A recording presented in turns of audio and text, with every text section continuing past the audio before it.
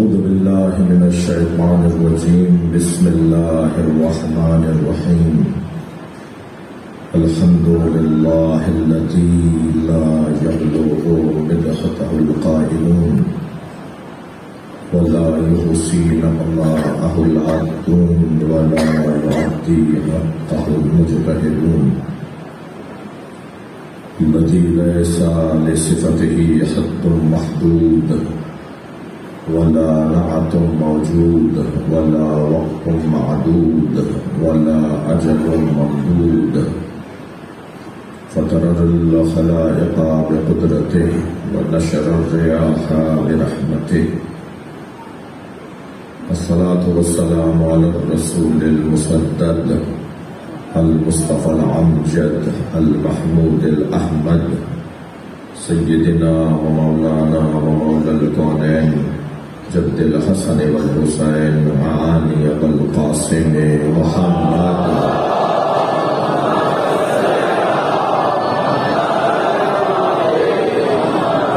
وآله الطيبين الطاهرين المعصومين الذين قال الله إنما يريد الله ليذهب عنكم الرجس أهل البيت ويطهركم تطهيرا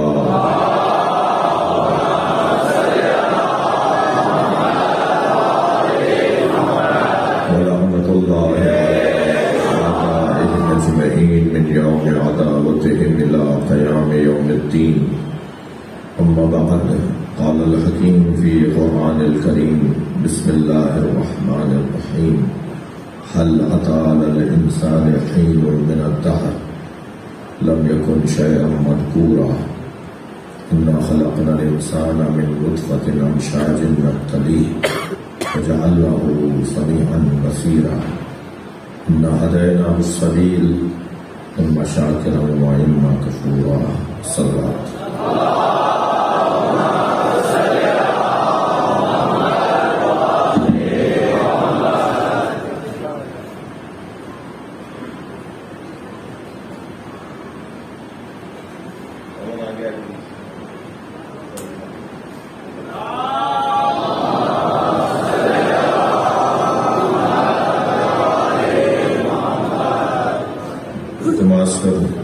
التماس ہے ایک سورہ فاتحہ 3 مرتبہ سورہ اخلاص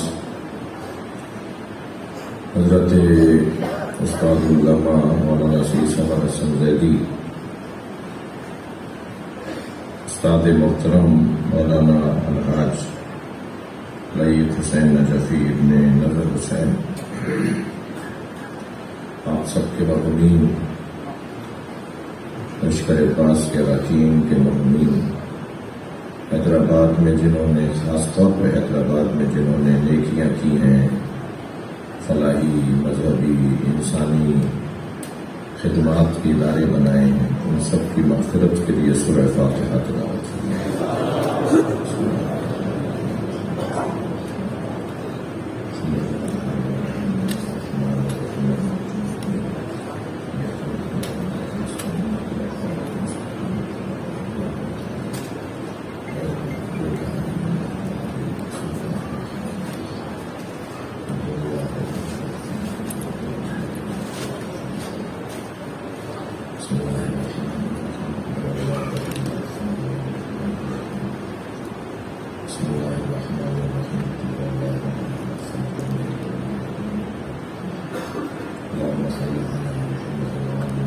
مغفرت کے لیے بلندر صلوات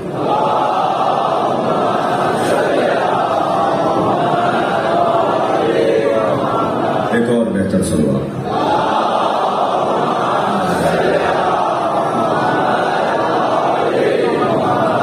کچھ بیمار اور کچھ مریض ہیں کچھ خاص حاجتیں ہیں ہم سب حاجات کے لیے بیماروں کی شفایابی کے لیے بلندر صلوات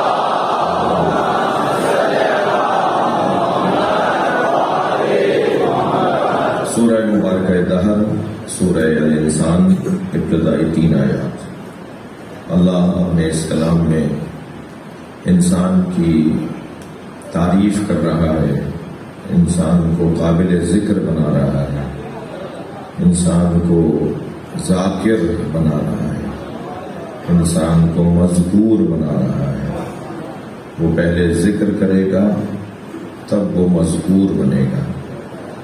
پہلے اللہ کا ذکر کرنا ہے، پھر اللہ بندے کا ذکر کرتا ہے. ترتیب میں یہ ہے کہ فاذکرونی اذکرکم، بس تم میرا ذکر کرو میں تمہارا ذکر کروں گا. تو پہلے بندے کو ذاکر بننا ہے اور پھر بندے کا ذاکر اللہ بن جاتا ہے. بس ہر ایک کا ذکر، یہ بھی ابتدائی میں ابھی ہی عرض کر دوں کہ ذکر کی قسمیں ذکر لسانی ہے، ذکر جوارحی ہے اور ذکر حقیقی ہے. زبان سے ذکر آسان ترین کام ہے جو امت کو نماز پڑھنے میں مشکل ہوتی ہے. نماز پڑھنا یہ زبان سے ذکر ہے اور سب سے آسان کام ہے زبان کا ذکر. جو سب سے آسان کام ہے وہ امت سے نہیں ہوتا. اور خاص طور پر مولائیوں سے تو کہوں گا کہ کان بند کر کے سن لیں میری بات کہ دشمن اہل بیت کی نماز قبول ہوگی نہیں. کان تو کھلے ہوئے ہیں. اب جو جملہ کہہ رہا ہوں اس کو میں کہہ رہا تھا کان بند کر کے سنیں گے. دشمن اہل بیت کی نماز قبول نہیں ہوگی اور اہل بیت والوں میں بعض یہ کہتے ہیں کہ ہمیں نماز کی ضرورت نہیں ہے.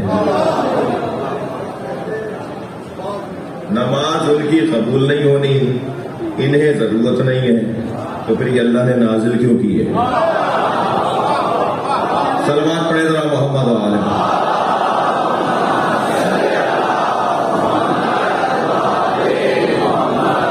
تو یہ ذکر جو ذکر لسانی ہے سب سے آسان، سب سے سستا، سب سے آسان کام ذکر لسانی ہے. زبان ذاکر ہو جائے اور پھر جب ذاکر اور شدید اور زیادہ بہتر ذاکر ہوتا ہے تو پھر صرف ذاکر زبان نہیں ہوتی بلکہ پھر اس کا پورا وجود ذاکر ہو جاتا ہے. پھر وہ سنتا بھی ذکر ہے، وہ پھر دیکھتا بھی ذکر ہے، پھر وہ اس کے قدم بھی ذکر میں ہوتے ہیں، اس کا ہر لمحہ اس کا پورا وجود ذکر میں ہوتا ہے. یہ ذکر جوارحی ہے. پھر ایک ہے ذکر حقیقی، اور ذکر حقیقی یہ ہے کہ خود انسان کا وجود ذاکر بن جاتا ہے، یعنی دل و دماغ ذاکر بن جاتا ہے. اسے کچھ اور سمجھ میں ہی نہیں آتا، اسے کچھ اور سنائی نہیں دیتا، اسے کچھ اور کسی اور چیز میں لطف نہیں آتا، کسی اور چیز میں اسے مزہ نہیں آتا. پھر یہ اس کا وجود ذاکر بن جاتا ہے. میں اور آپ اگر ذکر لسانی سے ذکر جوارحی تک چلے جائیں تو پھر ایک ہی منزل رہ جائے گی جو ذکر حقیقی ہے کہ پورا وجود ذاکر ہو جائے گا. جب پورا وجود ذاکر ہو جائے تو پھر حق ہے اس ذاکر کے لیے اللہ کہے ذکر علی نبادا حب علی نبادا النظر الى وجہ علی ابن ابی طالب عبادا. اس لیے کہ وہ ایسا ذاکر ہے جو مذکور اور ذاکر کے درمیان فاصلہ مٹا رہا ہے.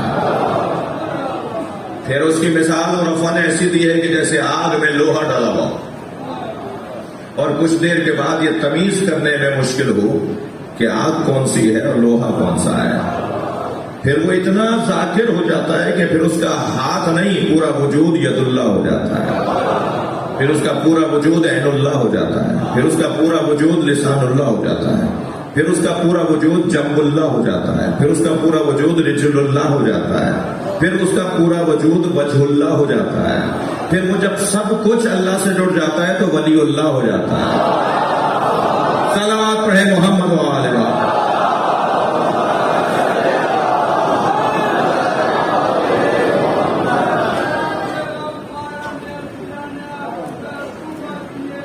بلند تر صلوات.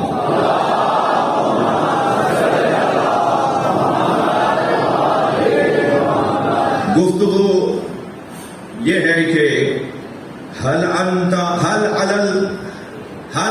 علی الانسان حین من الدہر، کیا انسان پر کوئی حین، کوئی زمانے میں سے کوئی زمانہ آیا جو وہ قابل ذکر نہیں تھا؟ کوئی زمانہ ایسا نہیں آیا جب وہ قابل ذکر نہیں تھا. ہم یہ دو ترجمے لے کے چل رہے ہیں. اہل عرفان نے دو ترجمے کیے ہیں. کیا انسان پر کوئی ایسا زمانہ آیا کہ وہ قابل ذکر نہیں تھا؟ انسان پر کوئی ایسا زمانہ نہیں آیا جو قابل ذکر نہ رہا. اس کو ہم نے ہر زمانے میں معتبر بنایا ہے. ایک مرتبہ زمانے کے بعد قابل ذکر ہونا بیان ہو رہا ہے، اور ایک مرتبہ زمانہ تھا ہی نہیں تب اس کے قابل ذکر ہونے کی بات ہو رہی ہے. زمانہ نہیں تھا مگر مصطفیٰ تھے، زمانہ نہیں تھا مگر مرتضیٰ تھے، زمانہ نہیں تھا مگر سیدہ تھیں، حسن مولا تھے، حسین مولا تھے، کچھ بھی نہیں تھا اور یہ تھے. اللہ نے سب سے پہلے جن کا وجود بنایا، سب سے پہلے جس کے وجود کو اپنے نور سے بنایا. میرا موضوع نور نہیں ہے ورنہ بات ہو. آج کل ذرا زیادہ کلپ آ رہے ہیں کہ وہ بشر تھے، نور نہیں تھے. ایک صاحب کہنے لگے یہ پرانی بحثیں کب تک کریں گے؟ میں نے کہا جب تک لوگوں کے دماغ سے خناس نکلے گا نہیں. یہ انسان بار بار یہی حرکتیں کر رہا ہے، یہ انسان بار بار ایک ہی بات کر رہا ہے. تو اچھا کہنے لگے خیبر کب تک پڑھیں گے؟ میں نے کہا جب تک قرآن میں آیات موجود ہیں. یہ کیا بات ہوئی؟ خندق کب تک پڑھی جائے گی؟ جب تک قرآن میں آیات موجود ہیں. احد اور بدر و حنین کب تک پڑھی جائیں گی؟ جب تک قرآن میں آیات موجود ہیں. ایک صاحب کہنے لگے خیبر کے اوپر کہاں آیت موجود ہے؟ جی خندق پر کہاں آیت موجود ہے؟ جی بدر و حنین پر کہاں آیت موجود ہے؟ مولانا کہاں آیات میں لکھا ہوا ہے کہ خیبر میں مولا نے یہ کیا اور خندق میں مولا نے یہ کیا؟ قرآن میں کہاں ہے؟ تو میں نے اسے قرآن کی آیت پڑھ کے سنا دی. لقد نصرکم اللہ فی مواطن کثیرہ. اے میرے حبیب تمہارے اللہ نے تمہیں کثیر موقعوں پر نصرت عطا کی ہے. صلوات پڑھے محمد و آل محمد.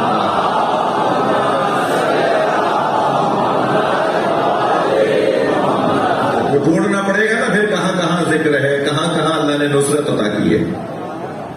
تو یہ اور بات ہے کہ ایک ہی بات کو اور ایک ہی زاویے کو اور ایک ہی اینک سے دیکھی گئی چیزوں کو بار بار بیان کیا جائے. اس پہ تنقید ہو سکتی ہے کہ صاحب ذرا زاویہ بدل کے دکھائیے، ذرا پہلو بدل کر بات کیجیے، ذرا کچھ اور اینک لگا کے ذرا دکھائیے ہمیں. یہ حق ہے کہ کوئی طالب علم اس انداز سے مانگے کہ ہمیشہ ایک ہی انداز سے نہ مانگا جائے، ایک ہی انداز سے نہ دکھایا جائے.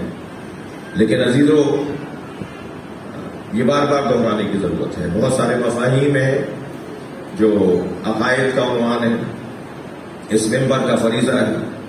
اہل علم تشریف فرمائے ہیں، اہل دقت بیٹھے ہیں، پروفیسر ڈاکٹر حضرات تشریف فرمائے ہیں، اہل مطالعہ بیٹھے ہیں، لائبریریوں والے لوگ بیٹھے ہوئے ہیں. میر صاحب روزانہ اس طرف ہوتے ہیں. آج مجھے میر صاحب بیٹھے ہیں. قدیمی تاریخی جو ہے وہ لائبریریاں رکھنے والے لوگ بیٹھے ہیں. تو یہ مفاہیم تو بیان ہوں گے، بار بار ہوں گے اور نئے نئے زاویوں سے ہوں گے. هل اتى على الانسان حين من الدهر لم يكن شيئا مذكورا. کیا انسان پر کوئی ایسا وقت آیا کہ جب وہ قابل ذکر نہیں تھا؟ انسان پر کوئی ایسا وقت نہیں آیا جب وہ قابل ذکر نہیں تھا. انا خلقنا الانسان من نطفة امشاج نبتليه.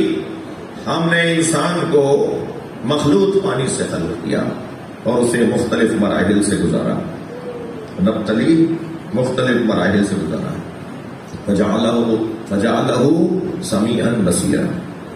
اور پھر اسے ہم نے بہت زیادہ سننے والا اور دیکھنے والا بنایا. انا ہدیناہ السبیل.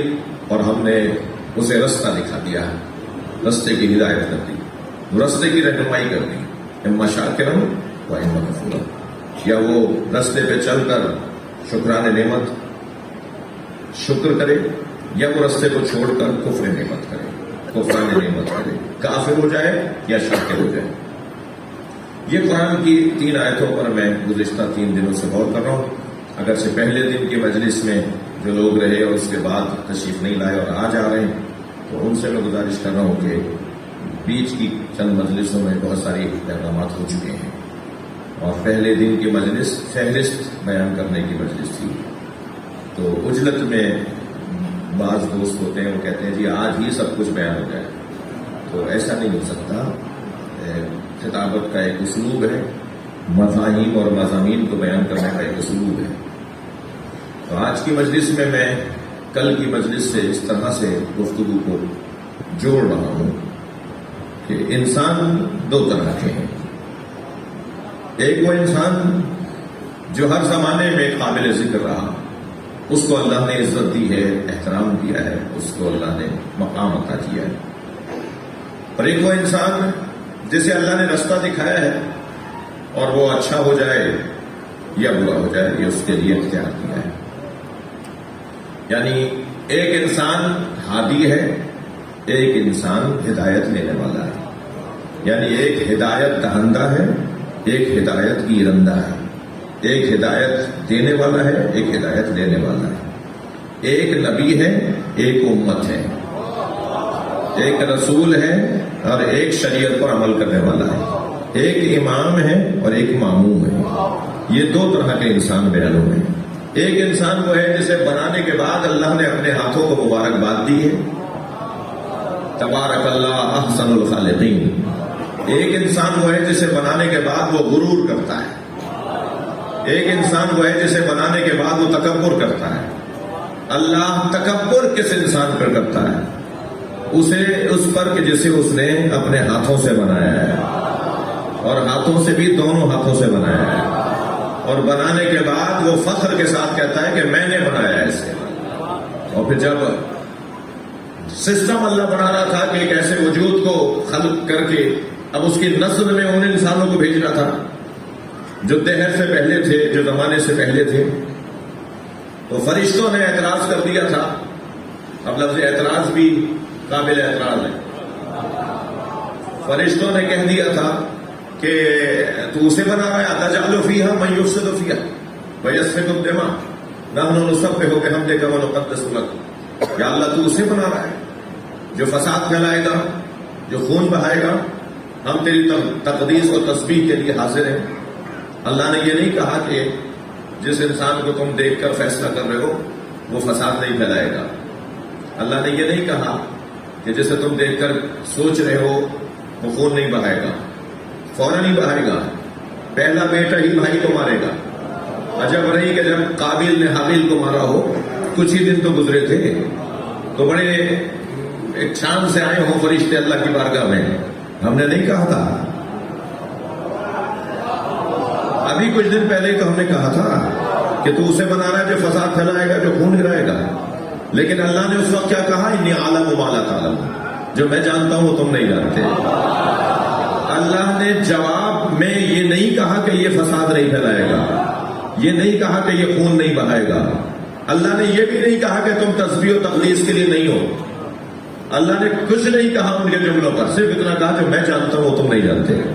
ابھی تھوڑا سا دور آگے بڑھا، پھر ایک اور بھائی نے حد ہے کہ نبی کا بیٹا حضرت نوح کا بیٹا، آدم ثانی حضرت نوح، آدم اول کا بیٹا ایسا، آدم ثانی کا بیٹا ویسا۔ یعنی پہلے آدم کا بیٹا بھائی کو مار رہا ہے، دوسرے آدم کا بیٹا اپنے بابا حضرت نوح کے خلاف جا رہا ہے۔ وہ کہتے رہے کشتی میں آ جاؤ، حضرت نوح کو آدم ثانی کہتے ہیں۔ سب مٹ گیا تھا، دوبارہ سے انسان خلق ہوئے، دوبارہ سے آدمی بننا شروع ہوئے، اس لیے آدم ثانی کہتے ہیں۔ حضرت آدم کہتے رہے کشتی میں آ جاؤ، اور وہ نہیں مان رہا تھا اپنے بابا کی۔ بابا بھی بابا نہیں تھے، نبی تھے، نبی بابا کی بات نہیں مان رہا تھا۔ اور حضرت نوح بار بار پکارتے رہے اور وہ کہتا رہا کہ نہیں میں سوار نہیں ہوگا، نافرمان تھا جی۔ اور جیسے جیسے پانی بڑھتا رہا یہ پہاڑ پہ چڑھتا رہا، اور پہاڑ پر چڑھتا رہا، پانی بڑھتا رہا۔ اور جب حضرت نوح نے پکارا تو اس کا ایک جملہ قرآن میں آیا ہے، جبل یعصمنی من الماء، یہ پہاڑ مجھے پانی سے بچا لے گا۔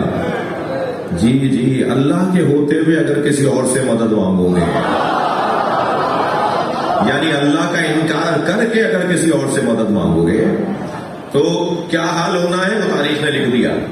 کہنے لگا پہاڑ مجھے بچا لے گا، اور پانی بڑھتا چلا گیا، بالآخر پہاڑ سمیت ڈوب گیا۔ اور جب ڈوب رہا تھا تو حضرت نوح کا جو پدری شفقت تھی نا وہ ظاہر ہونے لگی۔ تو اللہ نے کہا خبردار نوح، یہ تمہارا اہل نہیں ہے، یعنی بیٹا ہو کر اہل نہ ہو اور فارس کا ہو کر اہل بیت بن جائے. سلمانوں منا اہل البیت. صلوات پڑھے ذرا محمد و آل محمد.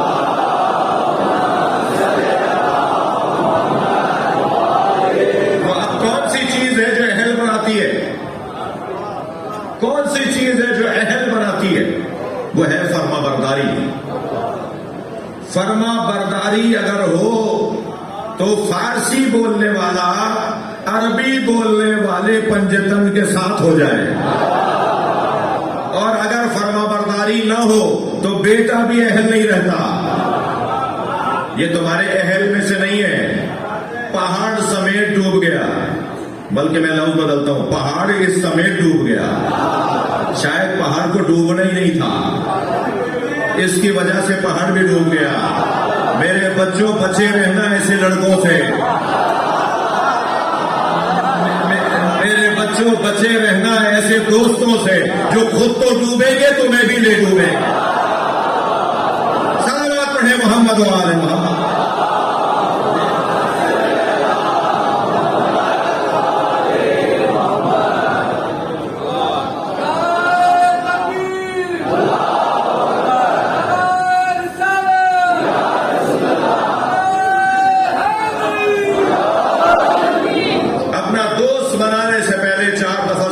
کس کے ساتھ بیٹھ رہے ہو؟ میرا بڑا محترم مجمع مجھ سے ایک پیغام لینا چاہ رہا ہے. حضرت موسیٰ کے لشکر میں ایک ایسا شخص تھا جس کا ایک عزیز فرعون کے لشکر میں تھا. جی، ایک دوست ادھر تھا، ایک دوست ادھر تھا. یہ آہستہ آہستہ حضرت موسیٰ کے لشکر میں آخر میں آتا رہا. جب اس کے ساتھیوں نے کہا نا پیچھے کیوں جا رہے ہو، پیچھے تو پانی ہے. دریا میں سے گزر رہے تھے، حضرت موسیٰ نے لکڑی ماری، ایسا ماری اور دریا میں رستہ بن گیا. اب یہ دریا میں اترے میں سارے. انہیں پیچھے پتا ہے کہ لشکر آ رہا ہے، فرعون کا لشکر انہیں پکڑنے کو آ رہا ہے. حضرت موسیٰ اور ان کے لشکر کو پکڑنے آ رہا ہے. وہ آہستہ آہستہ سست پڑنے لگا. اپنا گھوڑا تھا جو سواری تھی. تو دوستوں نے کہا یہ پیچھے کیوں جا رہے ہو؟ سب آگے آگے چل رہے ہیں، سب آگے جانا چاہ رہے ہیں، تو پیچھے کیوں جا رہے ہیں؟ تو کہنے لگا میرا دوست اس لشکر میں ہے، کسی طرح اسے بچاؤ. آپ کو پتا ہے کیا ہوا؟ یہ آخر میں آ گیا اور ادھر آخری بندہ دریا میں اترا. ادھر آخری بندہ نکل رہا تھا، یہی والا، یہ آخری بندہ دریا سے نکل رہا تھا، ادھر آخری بندہ اندر آ چکا تھا. پانی مل گیا، یہ بھی ڈوب گیا اس کے چکر میں. بچے رہو. صلوات پڑھے محمد و آل محمد.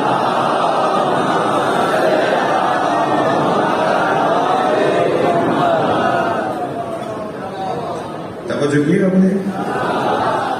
تو یہ وہ انسان جو زمانے سے پہلے تھا اور وہ انسان جو زمانے کے بعد. دو طرح کے انسان ہو گئے. ایک انسان ہدایت پہنچانے والا اور ایک انسان ہدایت لینے والا. ان دونوں انسانوں کو کل کی مجلس میں نے ایک آیت پڑھی، شجر طیبہ اور شجر خبیثہ. شجر طیبہ کی کچھ صفات ہیں اور شجر خبیثہ کی کچھ صفات ہیں. البتہ جو معیار سے گرا ہوا وجود ہوتا ہے اس کی صفات نہیں ہوتی. جو معیار کے مطابق ہوتا ہے اس کی صفات ہوتی ہے. لہذا شجر طیبہ کی اللہ نے 3 صفتوں کو بیان کیا ہے. اصلها ثابت وفرعها فی السماء. ایک صفت اصلها ثابت وفرعها فی السماء، اس کی شاخیں آسمانوں میں. اجتثت من فوق تؤتی اکلها کل حین باذن ربها، ہر موسم میں پھل دیتا ہے. 3 صفتیں ہو گئی. جڑیں مضبوط ہیں، شاخیں آسمانوں میں ہیں، ہر موسم میں پھل دیتا ہے. ہر موسم میں پھل دیتا ہے. خود ہاتھوں میں رسی ہوتی ہے، لوگوں کو آزادی دلوا رہے ہوتے ہیں. وہ موسم ان کے لیے کچھ اور ہے، وہ خود اسیر ہیں کہ ان کے لیے موسم کچھ اور ہے، مگر دروازے پر آنے والوں کو عطا کریں گے. خود گھر میں کھانے کو نہیں ہوگا مگر مانگنے والا خالی ہاتھ نہیں جائے گا. یہ درخت، یہ شجر طیبہ. اور شجرہ خبیثہ کیا ہے؟ اجت الصدر، ایک ہی صفت ہے اس کی، زمین کے اوپر سے اٹھتا ہے، زمین کے اوپر سے اگنے والے کی مضبوطی کہاں ہے؟ وہ تو ہوا کے دوش میں رہے گا، وہ کبھی یہاں ہوگا کبھی وہاں ہوگا، جی جس کا روزانہ ڈھنگ اور رویہ بدل رہا ہو، یہ ہم کل بات کر چکے ہیں، میں وقت آپ کا بچا ہوں، کل یہ ہم بات کر چکے ہیں۔ پھر ایک اور لہجہ اللہ نے اپنایا، هو الذی انزل علیک الکتاب، تھکے ہوئے تو نہیں ہیں آپ؟ هو الذی انزل علیک الکتاب منہ آیات محکمات، وہ اللہ جس نے اے میرے حبیب آپ پر کتاب کو نازل کیا، اس کتاب میں سے کچھ محکمات ہیں، کچھ من بازیاں، کچھ کتنی تعداد، 6000 آیات میں سے کتنی تعداد ہیں جو محکم ہیں؟ خود قرآن کے مطابق کچھ آیات ہیں جو محکم ہیں۔ منہ آیات و محکمات ہن ام الکتاب، وہی اصل کتاب ہے، ایک طرح کی آیات۔ اب تھوڑی دیر کے لیے جائیے قرآن مجید کو تصور میں لیجئے، مراد ظاہر قرآن کے مطابق قرآن ہے، ظہور قرآن حجیت رکھتا ہے، اس لیے قرآن کی آیات سے مراد آیات قرآنی ہے، لیکن تعویل کے مطابق، بطن قرآن کے مطابق کتاب عالم کی بات ہو رہی ہے۔ یہ پوری کائنات اللہ کی کتاب ہے، اس کے اندر 2 طرح کی آیات محکمات جو ہن ام الکتاب، وہی اصل کتاب ہے، یعنی پورے حیدرآباد میں ممکن ہے، مجھے معاف کیجیے گا، میں بات صرف روشن کرنے کے لیے کہہ رہا ہوں، ممکن ہے پورے حیدرآباد میں، مجھے یہاں کی آبادی کا اندازہ نہیں ہے، مثلا 2 کروڑ کی آبادی ہو، 2 کروڑ کی آبادی میں 2 بندے ایسے ہیں، اتنی بڑی کتاب، 2 کروڑ کی آبادی، ہر بندہ اللہ کی ایک آیت ہے۔ مثلا اس پورے خطے کے اندر اللہ کی 2 کروڑ آیات ہیں، ان 2 کروڑ آیات میں منہ آیات و محکمات، آیات محکمات کچھ ہیں، 2 کروڑ میں 2 ہی ہیں جن کی وجہ سے حیدرآباد سانس لے رہا ہے۔ منہ آیات و محکمات، اتنا بڑا مجمع، اتنی بڑی آبادی، مگر کوئی 2 آدمی ہیں، 5 آدمی ہیں جن کی وجہ سے حیدرآباد پر اللہ کا کرم ہے۔ یہ مثال میں نے حیدرآباد میں پڑھا ہوں تو اسے حیدرآباد کی دے دی، جو بعد میں کہاں مجلس سے سنیں گے وہ اپنے اپنے شہروں کو سوچ لیں۔ ذرا صلوات پڑھیں محمد و آل محمد۔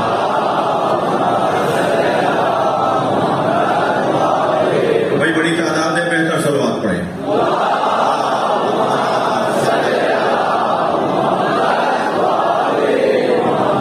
کتاب عالم، کتاب کائنات، یہ اللہ کی ہر ایک بندہ اللہ کی آیت ہے، ہر بندہ اللہ کی آیت ہے۔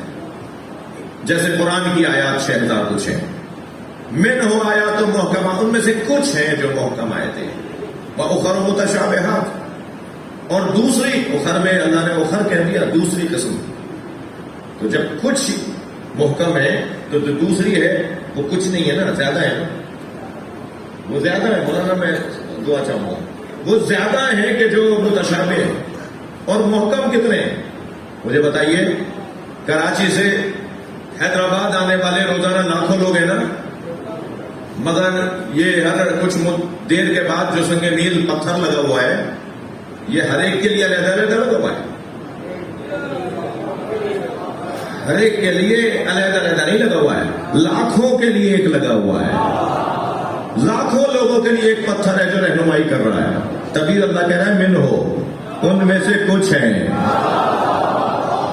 یعنی ہدایت کرنے والے کچھ ہوں گے، سبب رحمت کچھ ہوں گے، سبب برکت کچھ ہوں گے، جن کی وجہ سے اللہ رزق اتار رہا ہوگا، جن کی وجہ سے اللہ برکتیں نازل کر رہا ہوگا، وہ کچھ ہیں۔ اب وہ کچھ ملتے آسانی سے نہیں ہے، آسانی سے نہیں ملتے، لہذا میں ان بچوں جوانوں سے کہوں گا کسی کے کپڑے پھٹے ہوئے ہوں، کسی کا کالر دھلا ہوا ہو، کسی کا پائچہ پھٹا ہوا ہو، کسی کے بٹن ٹوٹے ہوئے ہوں، جی دو طرح کی چپلیں پہنے ہوئے ہو، اسے حقیر نہیں سمجھنا، اللہ نے ویسے بھی اپنے ولیوں کو فقیروں میں چھپایا ہوا ہے. مانگنے والے کو فقیر نہیں کہتے. خدا کے واسطے ہمیں اپنی آنکھیں بھی کھولنی ہے. مانگنے والا فقیر نہیں ہوتا، فقیر تو دینے والا ہوتا ہے. اپنے مولا پہ اعتماد دیتا ہے، اپنے مولا پہ بھروسہ دیتا ہے. جی یہ بڑے لوگ ہوتے ہیں. میری مثال 2 سال پرانی ہے جو اب دینے جا رہا ہوں. تکرار معاف کریں گے مگر زاویہ نیا ہے. زاویہ نیا ہے. ایک ایسا ہی فقیر بازار سے گزرنا تھا. دودھ والے نے آواز لگائی دودھ پیو گے؟ پہلے تو اچھی طرح اس کی دکان کو دیکھا، پھر کہا پلا دو. یہ ہر ایک کا کھاتے نہیں ہیں، یہ ہر ایک سے لے کے نہیں کھاتے ہیں. یہ تو اس گھر کی روٹی بھی نہیں کھاتے جس گھر کی عورتوں کو وضو کرنا نہیں آتا. ان کا رنگ ہی کچھ اور ہے. پہلے اچھی طرح دکان کو دیکھا، پھر کہنے لگا پلا دو. دودھ والے نے کٹورا بھر کے دیا، ایسا دودھ پیا.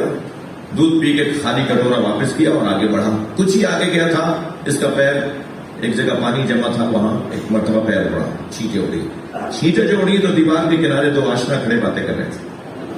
تو لڑکی کے منہ پہ جا کے چھینٹیں لگی. تو جس کو جا کے چھینٹیں لگی تھی اسے تو کچھ نہیں ہوا. وہ جو لڑکا اس کے ساتھ کھڑا تھا اسے 2 قدم آگے بڑھ کے تھپڑ کو کے بعد محسوس ہو گئی. تمہیں نظر نہیں آتا، دیکھ کے نہیں چلتے ہو، فلانے ہو، دھماکے ہو. تو تھپڑ کھانے کے بعد جب زمین پر وہ گر پڑا اور تکلیف میں آیا، پھر اٹھا اور تو آسمان کو دیکھ کے کہنے لگا یا اللہ کبھی دودھ پلواتا ہے، کبھی تھپڑ لگواتا ہے، کبھی دودھ پلواتا ہے، کبھی تھپڑ لگواتا ہے. وہ لڑکی جو تھی وہ گری، تڑپی، مر گئی. تو لوگ جب آ گئے کہنے لگے یہ تو اللہ کا ولی ہے، اس نے کچھ کہا ہے یا وہ مر گئی؟ تو کہنا نہیں میں نے کسی کو نہیں مارا. 2 یاروں کا مسئلہ ہے، ایک نے مجھے مارا، ایک نے اسے مارا.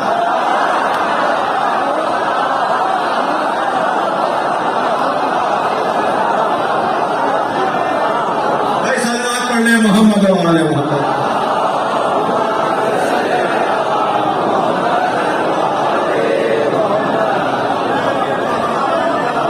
یہ جن کی وجہ، ایک اور سلوات نبی والے نے.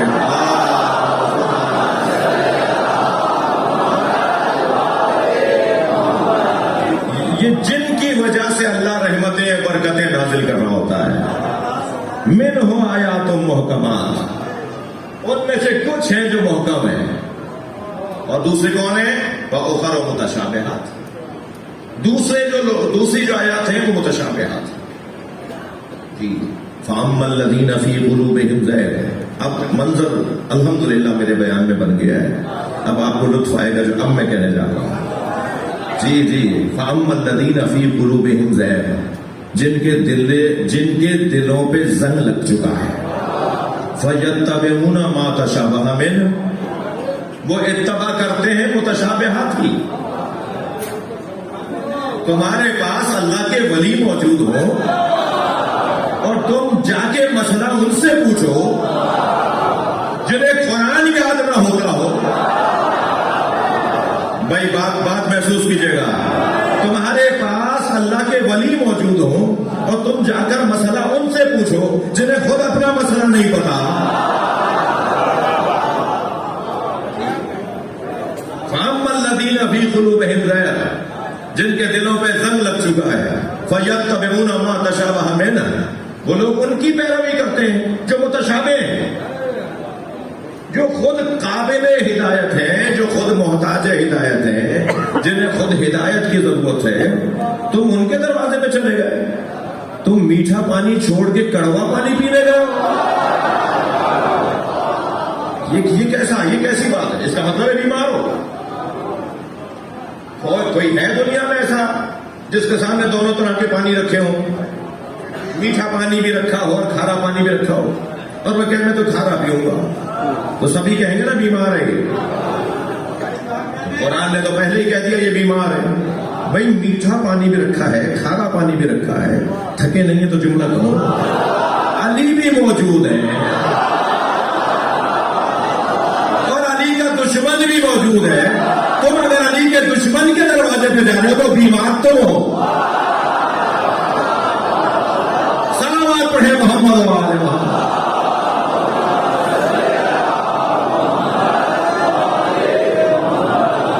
मैं मुनाजरा नहीं पढ़ रहा, मैं अपने अकीदे की तक़वियत की बात कर रहा हूं। मैं बहुत रोशन अंदाज से बात करने जा रहा हूं। तवज्जो चाहूंगा, एक कोई मिसाल लाकर दिखाए जो अली ने किसी से मसला पूछा हो। बाद मुस्तफा, याद रहे खुदा के बाद नबी और नबी के बाद अली। इस अकीदे की रोशनी में बात कर रहा हूं। मौला अली का मकाम नबी के बाद है, नबी के बाद मौला अली का मकाम है।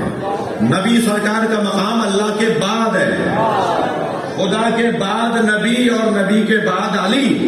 इस एक बात से रोशन के बाद कोई नहीं।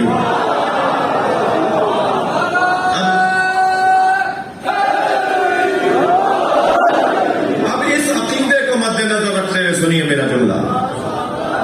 मौला अली ने बाद नबी किसी से कोई मसला पूछा हो, वल्लाह लाकर दिखाया जाए, 50 मिसालें मैं दे सकता हूं कि किस किस ने अली से पूछा।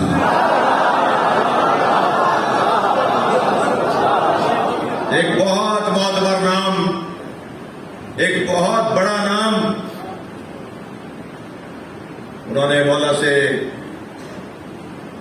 उस वक्त ये जुमला कहा कि जब अली सवालात पर सवालात के जवाब दे रहे थे, एक जवाब पर दूसरा जवाब, एक सवाल पर फिर जवाब, हर सवाल का बेहतर जवाब, हसीन तरीन जवाब, लाजवाब जवाब। तो कहने लगे, या अली आप ऐसे बोल रहे हैं जैसे आपको पहले से पता था कि ये सोच करके आया है, ये सवाल क्या लेकर आया है। जरा सोच कर जवाब देते, जरा आराम से जवाब देते। मौला ने बेसाख्ता फरमाया, आपके हाथ में उंगलियां कितनी हैं? फरमाने लगे 5। हजरत ने फरमाया, सोच के बताया होगा। कहने लगे ये 5 उंगलियां मेरे नजदीक इतनी रोशन है कि इसमें सोचने की जरूरत नहीं है। मौला अली फरमाते हैं, आपके लिए जैसे हाथ रोशन है, मेरे लिए कायनात रोशन है।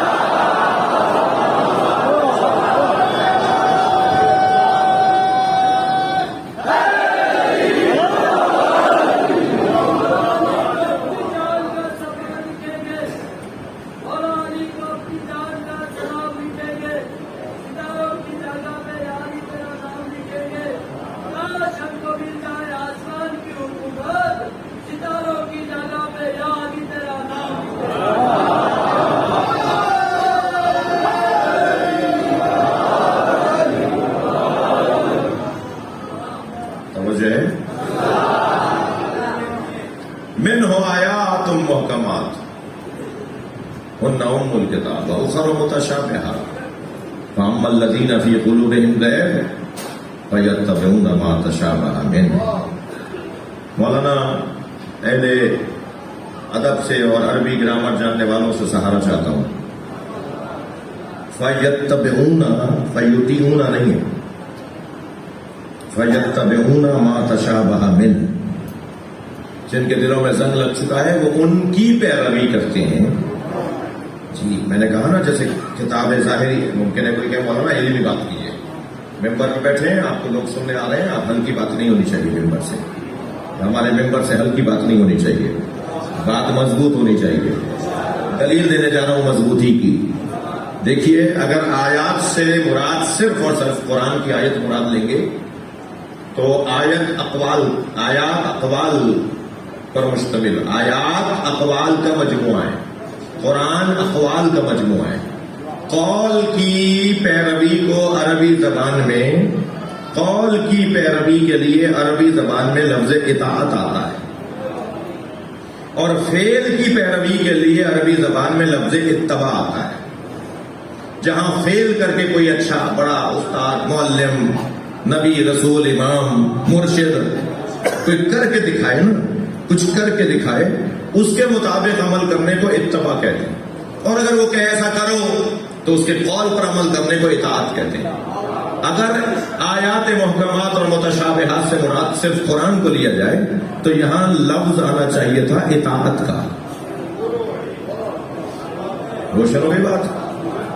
لفظ اطاعت آنا چاہیے تھا کیونکہ آیات یعنی قرآن اقوال قول الہی ہے، اللہ کا قول ہے، الفاظ ہیں، لیکن یہاں لفظ اطاعت نہیں آیا ہے، لفظ اتباع آیا ہے. لفظ اتباع دلیل ہے کہ یہ صرف آیات قرآن مراد نہیں ہے بلکہ آیات عالم مراد ہے. اللہ کی اور نشانیاں بھی مراد ہیں. اللہ کی ایک سب سے بڑی نشانی آیت اللہ الکبریٰ، وہ نبی کی ذات ہے. آیت اللہ العظمیٰ مولا علی کی ذات ہے. کائنات کے لیے، ہمارے زمانے کے لیے، اس شہر کے لیے، اس شہر کے لیے کی بات نہیں کر رہا. صلوات پڑھیں ذرا محمد و آل محمد.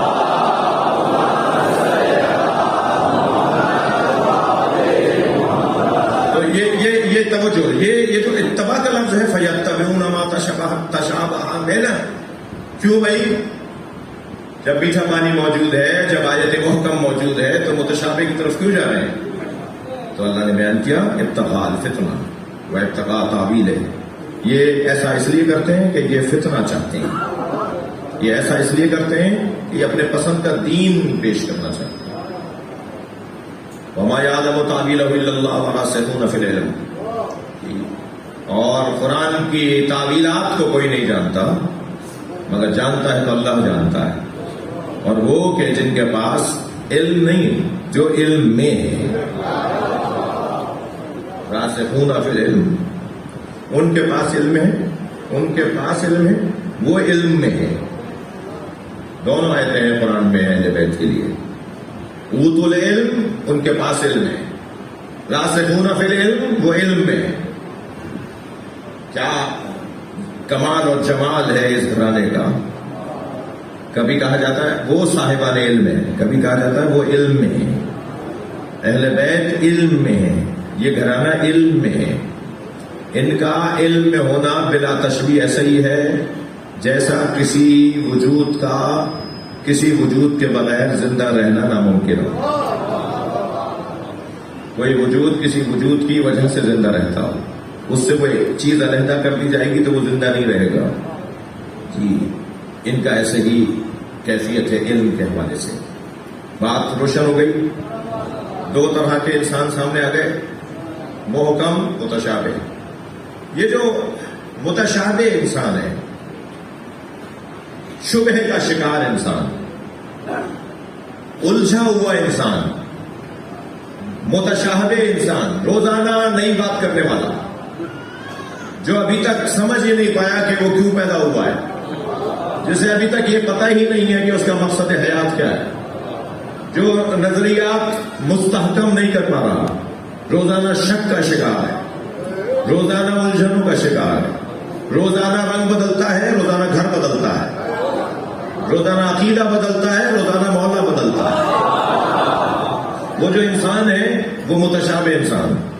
اس متشابہ انسان کو اگر ایک اور تعبیر میں آپ کی خدمت میں پیش کروں تو وہ تعبیر ہے مشتبہ انسان یا مغالطے کا شکار انسان.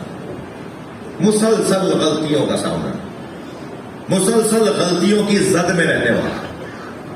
اب بچ کے نکل گیا تو مبارک ہو، کل کچھ نہیں پتا کیا ہوگا، اس کیفیت میں رہنے والا. صبح سے دوپہر تک اس نے اچھا گزار لیا، کیا معلوم کہ رات کو کچھ اور ہو جائے. جو ہر آن مغالطات کے اندر گھرا ہو. مغالطات کا شکار انسان اور ہے، مغالطوں سے نکال کر یقین کی طرف لے جانے والا ہادی اور ہے. جو مغالطات سے نکال کر، دیکھیں میں مضمون اپنا، جو مغالطات سے نکال کر یقینیات کی طرف لے کر جائے، ہم اس کے نام پر یہاں جمع ہیں. یہ مجمع اس کے نام پر لگا ہے جو یقینیات کی طرف لے کے جاتا ہے. مغالطے کی 3 قسمیں ہیں. کہوں آگے بات؟ مغالطے کی 3 قسمیں. جی ایک اور صلوات پڑھیں تو عرض کرتا ہوں.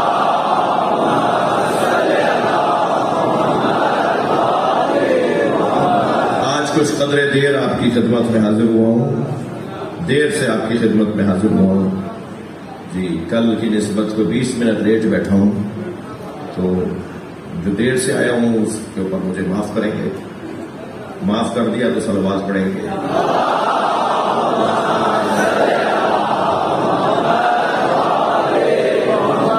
مجھے بھی تھوڑی سی سیاست آتی ہے. ایک اور صلوات محمد والے.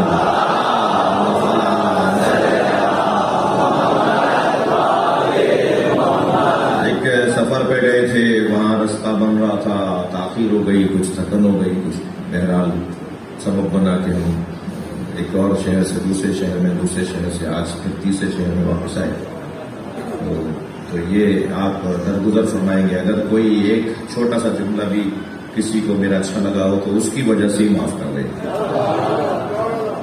تو یہ جو دیر سے بیٹھا ہوں تو میری خواہش ہے کہ کم سے کم اس کا میں خیال رکھوں, یا وہ دیر سے بیٹھنے کو حساب میں لے آؤں. اچھا, حساب سے غلط فہمی نہ ہو جائے. میں حیدرآباد کے اس بڑے مجمع میں بہت ہی آرام سے, اطمینان سے ایک بات کی وضاحت کرنا چاہتا ہوں. میں نیاز طے کر کے مجلس پڑھنے والا ذاکر نہیں ہوں.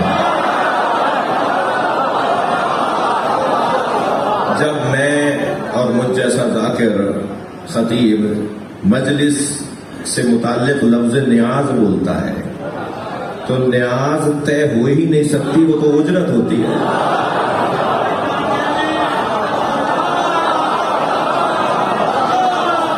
نیاز تو طے ہو ہی نہیں سکتی, وہ تو اجرت ہوتی ہے جو طے ہوتی ہے.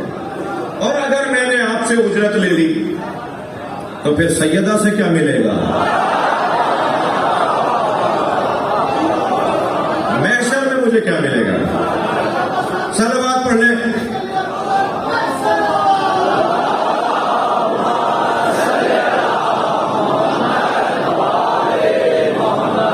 اور یہ ویڈیو بن رہی ہے, بعد میں یہ خبر پھیلے گی تو میں دعوت دے رہا ہوں کہ کوئی بھی سامنے تو آئے,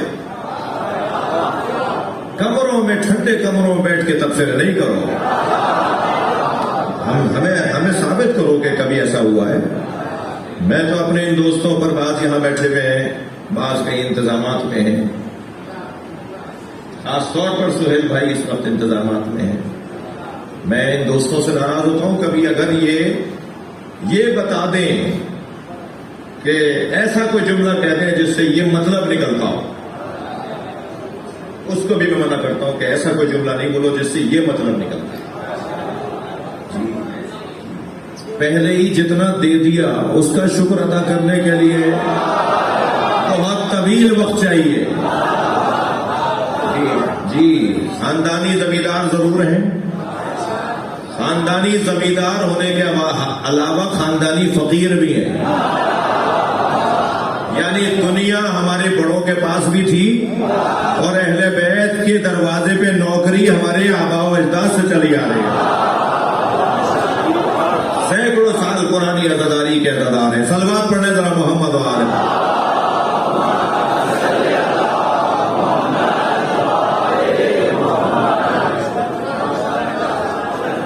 ایک اور بہتر صلوات.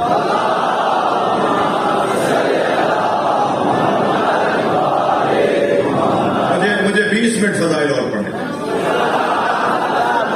اور جو میرے بزرگ اگر ان کو دیر ہو رہی ہو, یقیناً ہو رہی ہے, کل چھٹی بھی تو ہے, پھر تو آپ کو بھرپور صلوات پڑھنی چاہیے.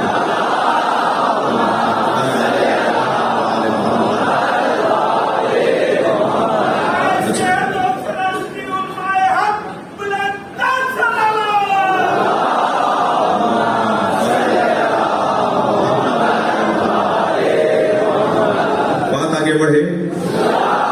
اب تو میں نے جان لیا کہ کل چھٹی ہے, نہیں میں اپنے اس دورانیوں کو مکمل کروں گا.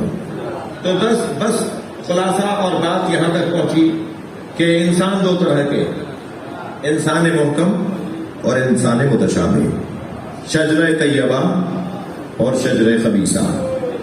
معاف کیجیے گا, کچھ دیر کے لیے سخت جملہ برداشت کیجیے گا. ہم سب خطرے کا شکار ہیں. ہم سب خطرے کا شکار ہیں. ہم خطرے کے درمیان, خطرہ ہماری چاروں طرف ہے. جی, خطرہ ہمارے چاروں طرف منڈلا رہا ہے. کسی بھی وقت کوئی نقصان ہو سکتا ہے، بدن کا نہیں، پیسوں کا نہیں، اس کی کیا حیثیت ہے؟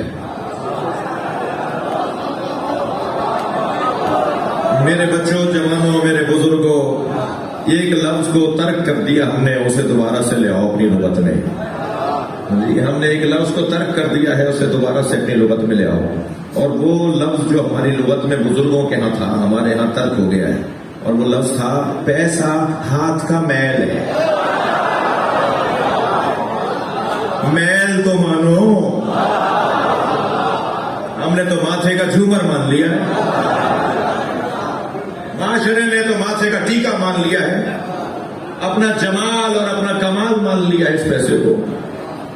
اس محاورے پیسہ بولے تو صحیح سے بار بار، ارے بھائی پیسے کی کیا مسئلہ ہے، پیسے کی کیا بات ہے، یہ تو ہاتھوں کا میل ہے. میل کو ذرا یاد تو کریں.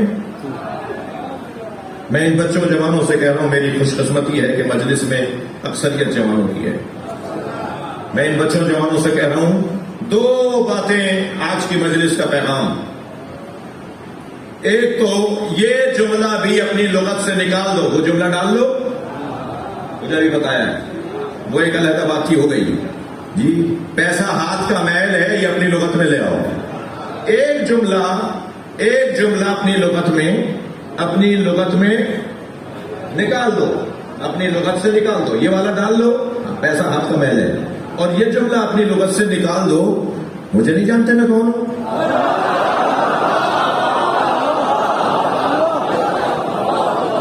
جسے دیکھو یہ لفظ بول رہا ہے. ہاں، دوسرا بندہ کہہ رہا ہے مجھے نہیں جانتے میں کون ہوں. بیچارہ پولیس والا روک رہا ہے، شناختی کارڈ دکھا، مجھے نہیں جانتے میں کون ہوں. مجلس میں آ رہے ہیں، اسکاؤٹ والا چیکنگ کر رہا ہے، مجھے نہیں جانتے میں کون ہوں. یہ جملہ اپنی لغت سے نکال دو. جو بھی کہے نا مجھے نہیں جانتے میں کون ہوں، تو اسے فوراً کہو تم خود نہیں جانتے کہ تم کون ہو. یہ تکبر ہے، یہ غرور ہے، یہ اللہ کو پسند نہیں ہے. جملہ تھک گیا.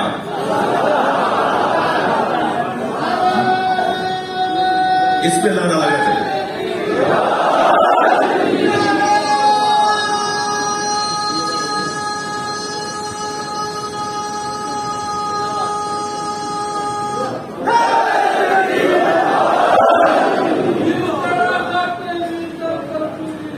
نعرہ لگا دیجئے مرزا صاحب، بہت جمع اچھا آئے گا. نعرہ لگائیے.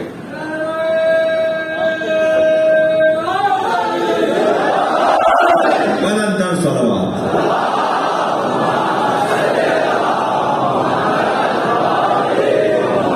مجھے نہیں جانتے میں کون. تم خود کو جانتے ہوتے تو یہ کبھی نہ بولتے. مولا علی فرما رہے ہیں تجھے غرور کس بات پر ہے؟ 5 نجاستیں لیے پھرتا ہے.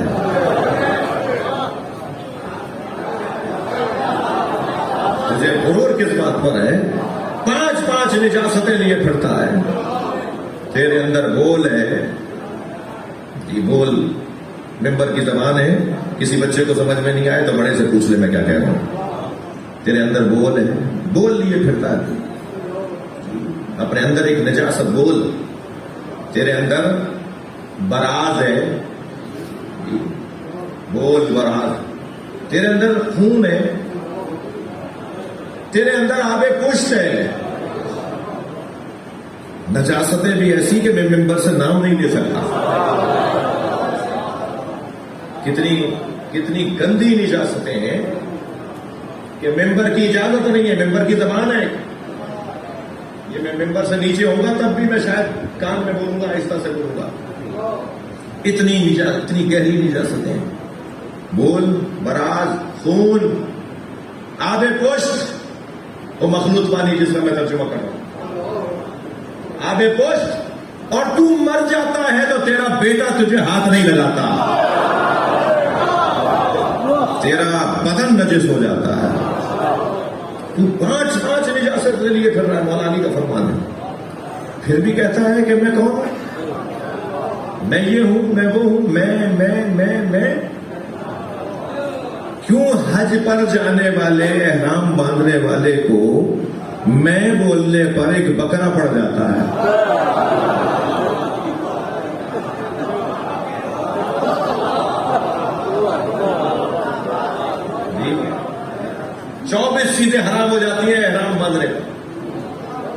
اللہ آپ سب کو حج پہ لے جائے۔ 24 چیزیں حرام ہو جاتی ہیں، حلال چیزیں حرام ہو جاتی ہیں، جو احرام کھولنے پر فوراً حلال ہو جائیں گی، جو احرام باندھنے سے پہلے حلال تھیں۔ ان 24 چیزوں میں ایک چیز ہے میں بولنا، میں یہ، میں وہ، میں اللہ کہتا ہے اس میں بکرا ڈال دو۔ اب یہ ایک جو ہے بکرا ذبح کرے، چوپایا جانور ذبح کرے، تم نے اپنے اندر کے میں کو بولا ہے، وہ ظاہری میں کو ذبح کرو۔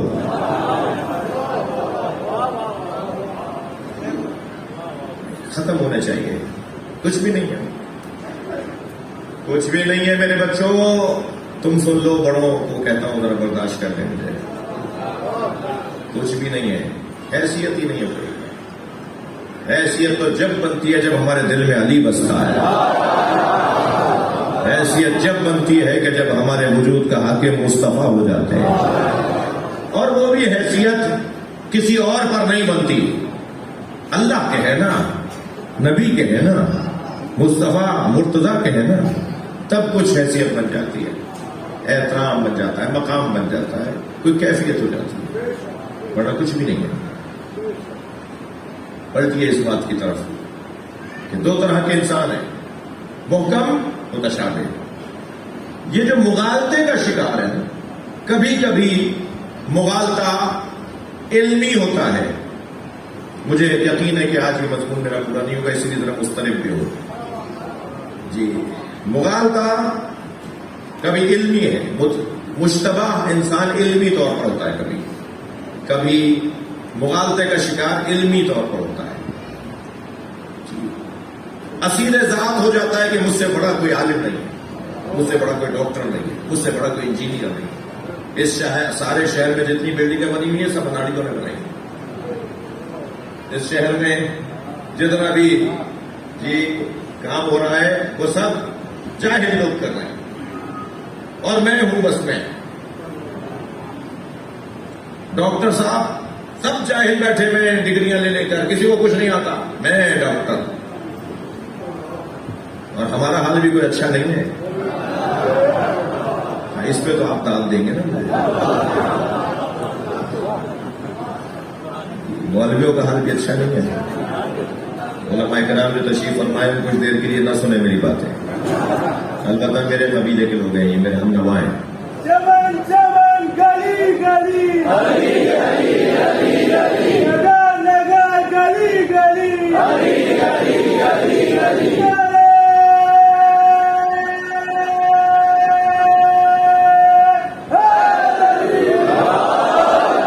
یہ مغالطہ علمی کا شکار۔ اس بحث کو مجھے میرے عزیز اجازت دے کہ میں باقاعدہ کل بیان کروں، لیکن ایک نتیجے تک ضرور آج پہنچاؤں گا۔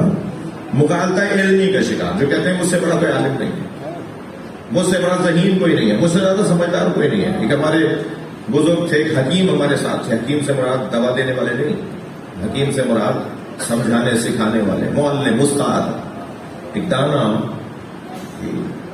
وہ ایک ہمارے ساتھ حج پہ تھے، انہوں نے بڑا اچھا جملہ ہدیہ کیا تھا جو آپ کو ہدیہ کر رہا ہوں۔ وہ فرمانے لگے کہ لوگوں کو دو چیزیں زیادہ نظر آتی ہیں، ایک اپنی عقل، ایک دوسرے کا پیسہ۔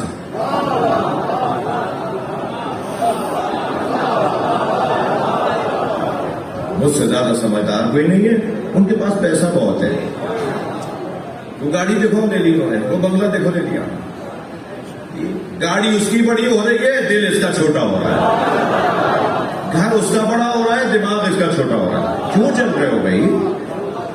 کیوں اپنا خون خراب کر رہے ہو؟ میں جن سے کہہ رہا ہوں انہیں سے کہہ رہا ہوں، آپ ناراض نہیں ہو۔ کیوں اپنا دل چھوٹا کر رہے ہو؟ اگر کوئی ترقی کر رہا ہے، کسی کے پاس پیسہ آ رہا ہے، کوئی خوشحال ہو رہا ہے، تو ہمیں تو خوش ہونا چاہیے کہ اللہ کا کوئی بندہ خوشحال ہو رہا ہے، کوئی میرا سنی بھائی خوشحال ہو رہا ہے، کوئی میرا شیعہ بھائی خوشحال ہو رہا ہے، کوئی میرا پڑوسی خوشحال ہو رہا ہے، مجھے تو خوش ہونا چاہیے جی۔ کس مولا کے ماننے والے ہیں؟ امام سجاد کو جب معلوم ہو جاتا تھا، مل کر صلوات ہدیہ کریں اللہ،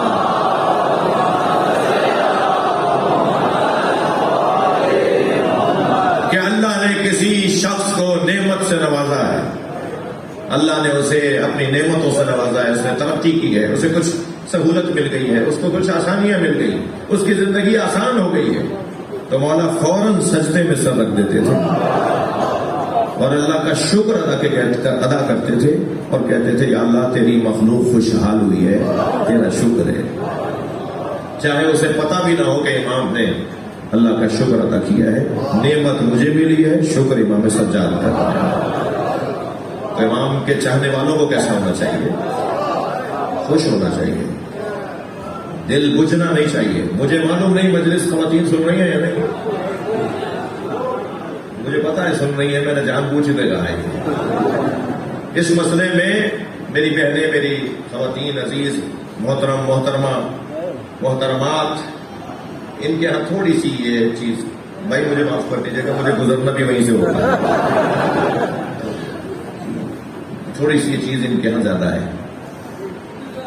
میری دیورانی کے پاس ہی کیوں آ گیا؟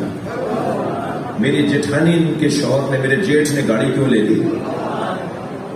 جی میری جٹھانی کے ہاں نیا فریج کیسے آ گیا؟ اور انہیں کچھ نہیں کر، ان کے فریج کو آگ نہیں لگا پا رہی تو شہر کی شوہر کی جیب کو آگ لگا دیتی، ضد کر کر کے کہ ہمیں بھی یہی چاہیے۔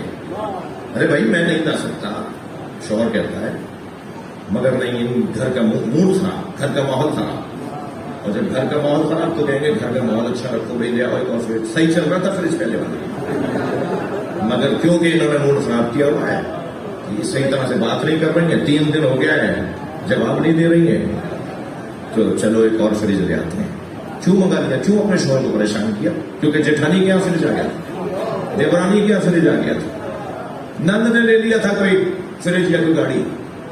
عجیب باتیں ہیں، دل بڑا کرنا چاہیے، وسیع القلبی کے ساتھ برداشت کرنا چاہیے۔ عزیزان گرامی، اہل بیت کے چاہنے والوں کا، اہل بیت کے چاہنے والے شناختی کارڈ کے مسلمان نہیں ہوتے، اہل بیت کے چاہنے والے کردار کے مسلمان ہوتے ہیں۔ پورا شہر کہے، پورا محلہ کہے، پورا قبیلہ، پورا گاؤں کہے وہ دیکھو جعفر صادق کو مانتا ہے، اس کی زندگی کے اندر یہ بہتری ہے اور یہ منفرد اور انفرادیت ہے۔ جی عزیزو، بات کل آگے بڑھے گی، مغالطہ علمی کا شکار، مغالطہ عملی کا شکار وہ لوگ۔ امام سجاد کی بات آ گئی، کریم مولا ایک مسافر ہے جو مدینے میں داخل ہوا ہے، بھوکا بھی ہے، تھکا ماندہ بھی ہے، ہر ایک سے پوچھتا ہے مجھے کریم کا دروازہ بتاؤ، جس کے گھر چلا جاؤں تو مجھے کھانے کو ملے، کچھ دیر آرام کرنے کو بستر مل جائے، میں کل آگے جاؤں گا، میری منزل کوئی اور ہے۔ مگر جس سے بھی پوچھ رہا تھا نا مجھے کسی کریم کا دروازہ بتاؤ، تو ہر ایک ہی پتہ بتا رہا تھا، ایسے جاؤ ایسے جاؤ، اس گلی کے اندر ایک دروازہ کھلا ہے جہاں لوگ جا رہے ہیں آ رہے ہیں، یہ زین العابدین امام کا گھر ہے، ان کے ہاں لوگ کھانا کھانے جا رہے ہیں۔ کریم ابن کریم کا دروازہ ہے، مگر وہ چاہ یہ رہا تھا کہ کسی اور کے گھر چلا جائے، بار بار کسی اس سے پوچھا اس سے پوچھا، جب سب نے کہا وہ وہاں چلے جاؤ تو اس نے نقاب لگائی اور آ کر بیٹھ گیا دسترخوان پر۔ جیسے داخل ہوا غلاموں نے کہا، غلام آگے بڑھے، نوکر آگے بڑھے۔ جی امام کے گھر میں ایک وقت میں 70 غلام بھی تھے، 100 افراد تو امام کے گھر میں خود تھے، 30 کنیزیں اور 70 غلام یہ امام کے گھر میں تھے۔ کبھی بتاؤں گا کہ کیوں امام اتنے غلام اور کنیز رکھتے تھے۔ اپنا بستر خود پھیلاتے تھے، اپنا بستر خود لپیٹتے تھے، اپنے کپڑے خود پانی سے نکالتے تھے، جی سفر میں اپنا سامان کسی اور کو اٹھانے نہیں دیتے تھے۔ حتیٰ حج کے امام نے 25 حج کیے ہیں، اور حج کے درمیان امام حاجیوں کا سامان بھی اٹھا لیتے تھے اور نقاب لگا کر، اور جب اس قافلے کو پتہ چل جاتا تھا کہ یہ کون ہے تو حضرت قافلہ بدل لیتے تھے، پھر دوسرے قافلے میں چلے جاتے، پھر 2-4-10 دن تک ان لوگوں کو پتہ نہیں چلتا تھا کہ امام کون ہے۔ اور حاجیوں کے امام حاجیوں کے ساتھ رہتے تھے. پھر جب معلوم ہو جاتا تھا کہ امام ہے تو پھر حضرت قافلہ بدل لیتے تھے. وہ امام جس کے 30 کنیزیں ہوں، 70 غلام ہوں، سارے کام خود کر رہے ہیں، اس کی ایک علت ہے، ایک حکمت ہے، ایک سیرت امام کا ایک حسین پہلو ہے جو کبھی بیان ہو. غلام نے دسترخوان پہ لا کے آؤ مہمانوں، آؤ یہاں کھانا کھاؤ. اس کے سامنے کھانا رکھا، وہ کھانا کھا رہا تھا. امام کچھ دیر کے بعد آنے والے مہمانوں کو دعا دینے آتے تھے. امام کی تو نگاہ دعا ہے نا. امام اگر نگاہ کر لے کسی کی طرف تو یہ خود دعا ہے. امام ہر کچھ دیر کے بعد آتے تھے دسترخوان پر. امام نے دیکھا یہ نقاب لگائے ہوئے اور خاص طور پر امام سے اپنا منہ چھپا رہا ہے، تو امام زیادہ نہیں رکے اس کے پاس، بس دیکھتے ہوئے چلے گئے اور پھر منتظر رہے. اور پھر حضرت نے اپنے غلام سے کہا کہ اس سے کہو کہ اگر یہ مسافر ہے تو ہمارے یہاں قیام کرے، کچھ دیر آرام کر لے، پھر جب یہ جانا چاہے تو اسے بھیج دینا. یہ ایک دن رہا امام کے سرائے میں، امام کے مسافر خانے میں. دوسرے دن جانے لگا تو اچانک امام سامنے آ گئے. نقاب اس سے لگائی ہوئی تھی. امام سامنے آئے. امام نے فرمایا تمہارا ارادہ کہاں کا ہے؟ تو اس نے اپنی منزل بتائی. حضرت نے فرمایا وہاں تک کیسے پہنچو گے؟ کہا میں جا کے شہر کے دروازے پہ کھڑا ہو جاؤں گا، جو قافلہ گزرے گا، جو وہاں جانے والا قافلہ ہوگا میں ان کے ساتھ چلا جاؤں گا. امام نے فرمایا نہیں. اپنے غلام کو آواز دے کر کہا فلاں گھوڑا لے آؤ. امام کے جانوروں میں سے ایک گھوڑا لایا گیا. امام نے اس کی لگام اس کی طرف بڑھائی. وہ فرمایا یہ تمہارا ہے، یہ ہم نے تمہیں دے دیا، یہ ہم نے تمہیں دے دیا، اس میں بیٹھ کے جاؤ، اپنا سفر آگے بڑھاؤ. اب اس سے رہا نہیں گیا. تو امام سے کہنے لگا آپ نے مجھے پہچانا نہیں، بس یہ جملہ کہنا تھا. زار و قطار امام و نشر. امام کی آنکھوں سے آنسو زار و قطار کہنے لگے اور بھری ہوئی آواز میں، بھرائی ہوئی آواز میں، گلوگیر آواز ہو جاتی ہے جب کوئی ہو رہا ہو تو اسے بولنے میں، گلوگیر آواز میں فرمایا میں اپنے بھائی کے قاتل کو کیسے بولا؟ تو نے میرے بھائی علی اکبر کے سینے میں برسی ماری.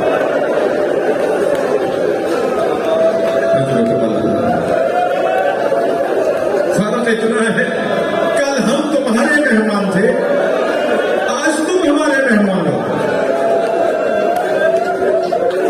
اجرکم اللہ. ایسے بڑے لوگوں کے ماننے والے ہیں، اتنے بڑے لوگوں کے ماننے والے ہیں. عزیزانو کربلا عجیب داستان ہے. امام جب لاشوں پہ لاشیں اٹھا چکے، گود کے بالوں کو اٹھا اٹھا کے لاچے گنج شہیدہ میں رکھ چکے، اور اب اپنی جہاد کے لیے میدان میں اترے امام حسین. تو ادھر حسین میدان میں اترے ہیں، ادھر ایک شخص ہے جو کربلا میں داخل ہوا ہے، اور داخل اس وجہ سے ہوا کہ وہ کوفے کا رہنے والا تھا، 6 مہینے سے سفر پہ تھا. سفر سے جب گھر لوٹا ہے تو کوفے کی دکانیں بند تھی، بازار بند تھے، چہل پہل نہیں تھی، کوئی آمد و رفت نہیں تھی، کوئی انسان نظر نہیں آ رہا تھا. اپنے آپ سے کہنے لگا کوفے والوں کو کیا ہو گیا ہے؟ یہ شہر والے کہاں چلے گئے؟ دکانیں بند ہیں، کوئی نظر نہیں آ رہا. کیا کوفے میں کوئی قانون آ گیا؟ کوئی آفت آ گئی؟ یہ سب شہر چھوڑ کے چلے گئے، سناٹا ہے کوفے میں. اپنے گھر میں داخل ہو تو بیٹی نے بڑھ کر استقبال کیا. تعجب سے کہا بیٹا تم تو گھر میں ہو، یہ کوفے والے کہاں گئے؟ کہ بابا جلدی دوبارہ سے گھوڑا تیار کیجیے اور آپ چلے جائیے کوفہ سے. بیٹا کہاں چلا جاؤں؟ بابا کچھ فاصلے پر ایک بیابان ہے جسے کربلا کہتے ہیں، اس کا نام تاریخ میں لکھا ہے عبداللہ ابن عفیف ازدی. کہتا ہے کہ جانتا تھا کربلا کہاں ہے؟ کہنا کربلا میں جانتا ہوں. کہا وہ جو کربلا کا بیابان ہے وہاں ایک جنگ ہو رہی ہے، وہاں ایک باغی نے خروج کیا ہے اور حاکم کا اعلان یہ ہے کہ اگر اس باغی کو مارنے کے لیے کوفے سے سارے مرد نہ گئے تو سزا دی جائے گی. بابا کہیں مخبری نہ ہو جائے کہ آپ گھر میں ہی تھے، آپ باغی کو مارنے نہیں گئے. عبداللہ نے کہا میں نے بیٹی سے پوچھا بیٹا اس باغی کا نام کیا ہے؟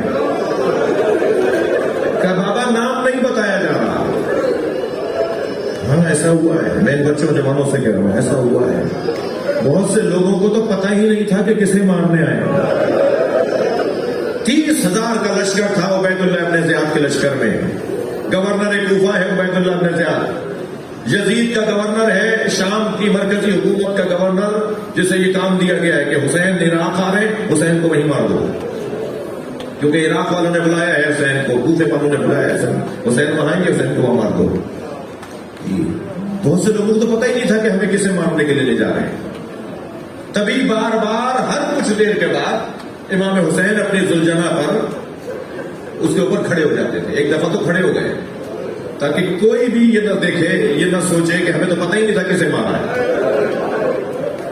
اور امام نے کربلا میں عاشور کے دن 4 خطبے دیے،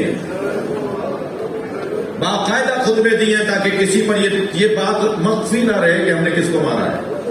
ایک دفعہ تو جب عمر ابن سعد سے گفتگو کر رہے تھے تو گھوڑوں کی ہلہلانے کی آواز، لوگوں کے بات کرنے کی آواز.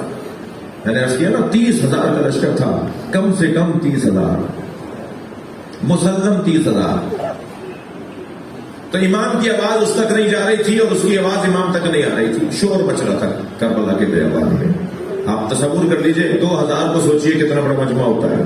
30,000 کا گھرنا جن کے ساتھ جانور بھی ہیں، سواریاں بھی ہیں. امام نے فرمایا انہیں خاموش کرواؤ. تو اس نے آواز دی اپنے لوگوں کو کہ لوگوں کو خاموش کرواؤ، میں حسین سے بات کر رہا ہوں.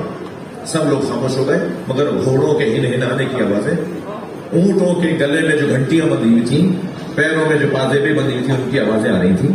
امام نے فرمایا خاموشی نہیں ہوئی. کہنے لگا یہ جانوروں کی آوازیں ہیں، میں نے انسانوں کو خاموش کر، کسی انسان کی آواز نہیں آ رہی. جب اس نے کہا نا یہ جانوروں کی آوازیں ہیں، امام اپنے گھوڑے پہ بلند ہوئے اور اپنا ہاتھ فضا میں بلند کیا. امام نے جو ہی ہاتھ فضا میں بلند کیا کربلا میں سناٹا طاری ہو گیا. حتیٰ لکھا ہے کہ اگر گھوڑے نے پیر اٹھا لیا تھا نا تو پیر اس کا اٹھا رہ گیا. جو گھنٹی بجتی ہوئی گھومتی ہوئی گئی تھی وہ وہیں رک گئی. امام نے اپنی ولایت دکھائی کربلا میں. امام نے فرمایا یہ جو جانور خاموش ہوئے ہیں یہ مجھے پہچانتے ہیں. نظر اللہ. امام نے کربلا عاشور کے دن خطبے دیا تاکہ کسی پر یہ بات مخفی نہ رہے. عبداللہ کہتا ہے کہ میں نے بیٹی سے کہا بیٹا پھر دوبارہ سے تیار ہو کے جانا ہے. گھوڑا تیار کیا، باغی کو مارنے جا رہا ہے عبداللہ. کہتا ہے میں نے گھوڑا تیار کیا، گھوڑے پہ بیٹھ کے جب نکلنے لگا تو بیٹی نے رخصت کرتے ہوئے کہا بابا آپ جنگ پر جا رہے ہیں اور جنگوں میں مال غنیمت بھی ملتا ہے. مال غنیمت میں اگر یمنی پتھر مل جائے، عقیق یمنی مل جائے تو میرے لیے ضرور لے آئیے گا. میں گلے کا ہار بنانا چاہتی ہوں، زیورات بنانا چاہتی ہوں، عقیق یمنی لے آئیے گا میرے لیے. عبداللہ کہتا ہے میں گھوڑے پہ بیٹھ کے کوفہ سے کربلا روانہ ہوا. جب میں کربلا میں داخل ہوا تو عاشور کا دن تھا، عصر کا وقت تھا. عجیب منظر میں نے دیکھا. ایک 56 سالہ بوڑھا زخمی ہے جس کے بدن پہ زخم لگ رہے ہیں، جس کا امامہ کھول کے اس کی گردن میں آ گیا ہے، مگر اس کا جلال ایسا ہے وہ جہاں گھوڑا موڑتا ہے فوجیں بھاگنے لگتی ہیں اور بھاگتے ہوئے سپاہی ایک دوسرے سے کہتے ہیں دور بھاگو حسین آ رہے ہیں. کہتا ہے مجھے پھر سمجھ میں نہیں آیا یہ کون ہے، یہ کون حسین، کس کا نام ہے حسین، کون ہے یہ. میں نے ایک بھاگتے ہوئے سپاہی سے کہا تم اسے کیوں مارنا چاہتے ہو؟ کہتے ہیں اس نے بغاوت کی، ایسے مارنا ہے. عبداللہ کہنے لگا میں اتنا سمجھا کہ اسے مارنا ہے. کہتا ہے میں نے اپنی تلوار نکالی اور ان کے گھوڑے کے پیچھے پیچھے چلا. اتنا قریب آ گیا تھا ان کے گھوڑے کے کہ میرا گھوڑا جست لے، ایک ٹاپ لگائے، جست لگائے تو میں ان تک پہنچ جاؤں اور میں ان کے اوپر تلوار چلا دوں. ابھی میں نے یہ ارادہ کیا تھا تلوار نکال کر کے انہوں نے مڑ کر دیکھا اور کہا عبداللہ قریب آؤ. کہنے لگا میرے ہاتھ پیر کانپنے لگے، یہ کون ہے جو میرے نام سے مجھے جانتا ہے؟